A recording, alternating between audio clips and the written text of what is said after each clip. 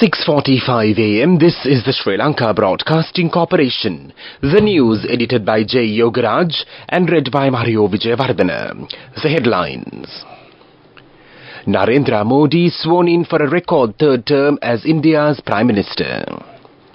The Indian Premier says India will continue to implement and follow the Neighbour First policy in an effective manner in the future. The NTC and the SLTB advised to assign more buses to avoid inconveniences to railway commuters. A Sri Lankan arrested with 13.5 kilograms of gold at the Chennai airport. The Sri Lanka Tourism awarded the most popular cultural tourism destination at the GITF in China. The Chinese government has extended its support for the school's digitalization program.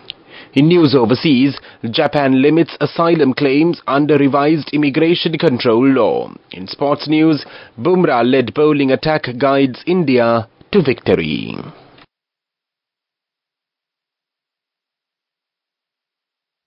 Narendra Modi was sworn in yesterday for a rare third consecutive term as India's Prime Minister. The newly sworn-in Prime Minister of India, Narendra Modi, says India will continue to implement and follow the Neighbour First policy in an effective manner in the future. The leaders of regional countries have extended their wishes to Prime Minister Narendra Modi. The Indian Premier said India with regional countries will develop faster in the next few years. India will always stand by the regional countries for each and every endeavour. Narendra Modi was sworn in on Sunday for a rare third consecutive term as India's Prime Minister, relying on his coalition partners after his party failed to win a parliamentary majority in a surprise outcome.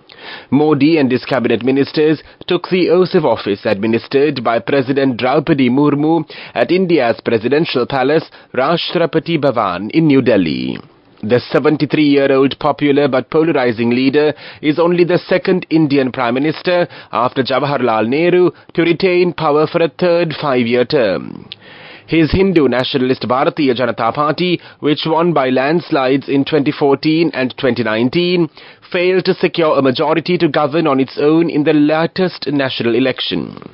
However, Modi's National Democratic Alliance coalition won enough seats to form a government with him at the helm. This is the first time the BJP under Modi has needed support from its regional allies to form a government after a decade of commanding majority in parliament. The final election results released on Wednesday showed Modi's BJP winning 240 seats, well below the 272 needed for a majority. Together, the parties in the NDA coalition secured 293 seats in the 543-member lower house of parliament. Modi's coalition government now largely depends on two regional allies, the Telugu Desam party in southern Andhra Pradesh state and the Janata Dal united in the eastern Bihar state to stay in power. The Transport Ministry advises the National Transport Commission, the NTC, and the Sri Lanka Transport Board, the SLTB, to assign more buses for railway commuters to avoid inconveniences caused to them in reaching their workplaces this morning. It has been brought to the attention of the Transport Ministry that railway commuters are facing severe inconveniences due to the ongoing strike by locomotive drivers since Friday the 7th. Accordingly, it has been advised to increase the number of buses to reach Colombo from Avisavalla, Polgahavela, Alusgama, Panadura, Chilau, Gampaha and Nigambo. The ministry has also advised the NTC and the SLDB to operate buses outside of the joint schedule by considering the situation as a special occasion. This news broadcast comes to you from the Sri Lanka Broadcasting Corporation.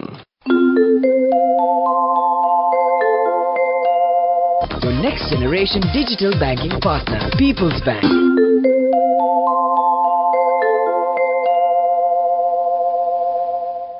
In a major bust, the customs officials at the Chennai airport seized 13.5 kilograms of gold worth 85 million Indian rupees from a Sri Lankan passenger who arrived from Singapore on Saturday evening, the Indian media reported today. The passenger, 29-year-old Sri Lankan man, was attempting to smuggle the gold into India. He had hidden the gold in a parcel and was trying to pass it off as a legitimate shipment, DT Next reported. The customs officials became suspicious when the passenger, who had travelled on an Indigo flight, tried to pass through the Green Channel without declaring the gold. When they searched his luggage, they found the gold, which was worth 85 million Indian rupees. This is one of the largest gold seizures at the Chennai airport in the recent times, the report said. The passenger was arrested, along with an Indigo airline staff member who was involved in the smuggling operation, it said. Investigations revealed that the passenger was part of a large gold smuggling syndicate and had been taking the help of the airline staff member to help him smuggle gold into India. Meanwhile, Indian customs officials are reportedly investigating how the passenger managed to get past earlier security checks while carrying large amounts of gold. The Railways Department says a considerable amount of train services will operate today amidst the Railway Locomotive Drivers Union strike.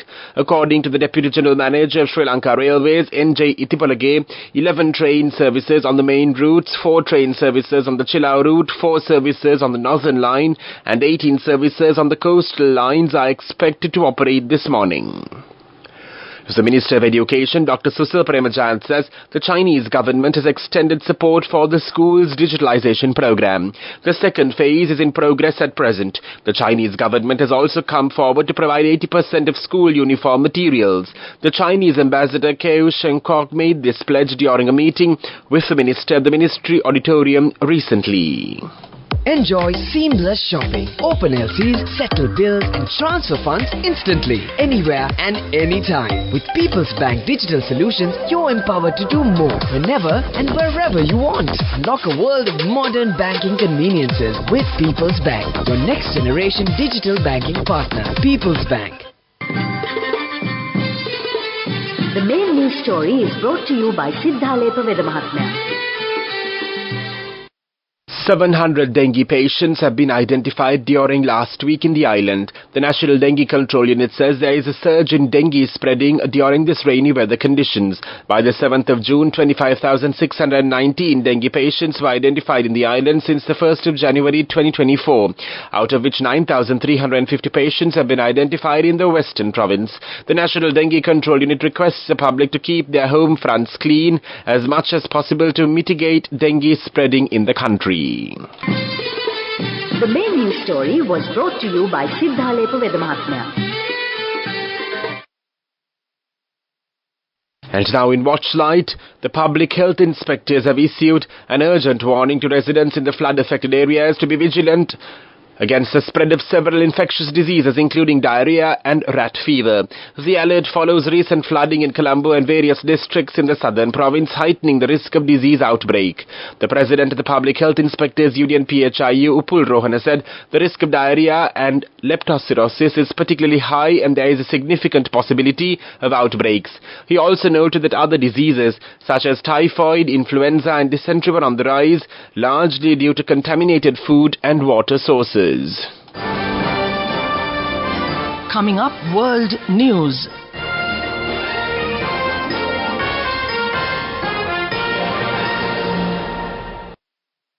In world news headlines now, major reformists moderate disqualified as Iran presidential candidates. More Japanese students interested in ethical job hunting. Japan limits asylum claims under revised immigration control law. The Iranian government has unveiled the list of 6 people allowed to stand in the presidential election on the 28th of June. Most of the major reformist and moderate applicants were disqualified. The Interior Ministry on Sunday announced the candidate lineup for the election, which was called after President Ibrahim Raisi died in a helicopter crash last month. 80 people filed for candidacy. The Guardian Council, or a panel of Islamic jurists and others, approved only 6 of them as candidates after examining their qualifications, such as loyalty to the country's Islamic establishment. Companies across Japan officially started holding job interviews for university seniors this month. The declining workforce means that potential recruits have lots of options. Among the many firms hiring, those that show concern about social and environmental issues are standing out from the competition. Uchida Keigo has decided to join a Tokyo-based energy firm that promotes carbon neutrality. He turned down a provisional job offer from a major appliance manufacturer.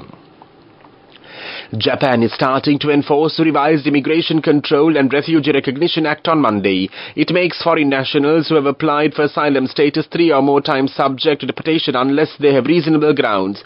Authorities say some foreigners try to avoid deportation by abusing a system that suspends it while their asylum claims are being processed. The revised law also allows those facing deportation to live under the supervision of authorized individuals rather than at detention facilities under authorized individuals.